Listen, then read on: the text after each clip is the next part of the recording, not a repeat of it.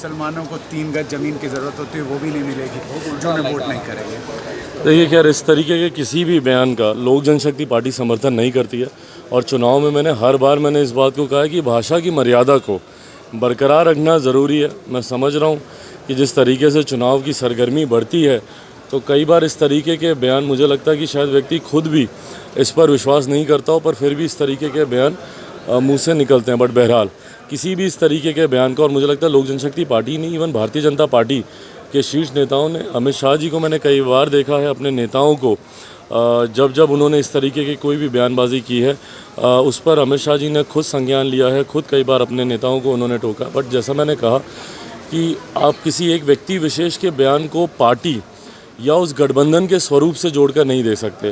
वो उनका व्यक्तिगत बयान हो सकता है जिसका हम लोग समर्थन नहीं करते। अमित शाह जी ने अभी कहा हिंदुओं को आतंकवादी घोषित किया जा रहा है, संस्कृति को हिंदू संस्कृति को आतंकवादी के रूप में पेश किया जा रहा है।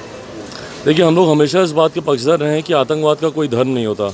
भले वो आप उसको हिंदुओं से जोड़ के देखें या आप उसको मुसलमानों से जोड़ के देखें, धर्म से आप आतंकवाद को नहीं जोड़कर देख सकते। ये एक सोच है जो कि व्यक्ति विशेष के मन में पनपती है, जो असामाजिक तत्वों से वो जुड़े होते हैं। तो बहरहाल उसको किसी भी धर्म के साथ जोड़ने के देखना बिल्कुल सही नहीं है। तेजस्वी ने फिर आज ट्वीट किया है कि केंद्र सरकार लालू जी से गुंडा जैसा व्यवहार कर रही है, जेल में कैदियों की स्थिति।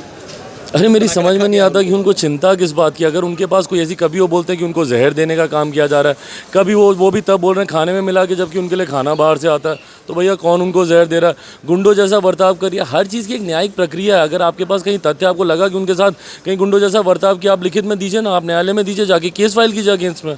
आप एक काउंटर केस फाइल कर दीजिए ना कि उनके साथ इस तरीके का बर्ताव हो रहा है। सिर्फ मीडिया में आके चुनाव के वक्त इन बातों को हाइप करना, मैं ईमानदारी से बोल रहा हूँ, मेरा छोटा भाई है, मैं उसको सजेस्ट कर रहा हूँ कि अगर आपको कहीं लग रहा है कि आपके पिताजी, जो कि कहीं ना कहीं आप मेरे छोटे भाई हैं, तो उनसे भी मेरा कोई ना कोई रिश्ता है, अगर आपको लग रहा है कि उनके साथ कोई दुर्व्यवहार हो रहा है, कैदियों के साथ कैदियों जैसा बर्ताव होना चाहिए, कोई गलत बर्ताव उनके साथ नहीं होना चाहिए, मैं इसका भी पक्षधर हूँ। अगर आपको सही में लग रहा है कि ऐसा कोई उनके साथ बर्ताव हो रहा है या ऐसा कोई षड्यंत्र उनके साथ रचा जा रहा है, आप एक काउंटर केस कर दीजिए ना, बात खत्म।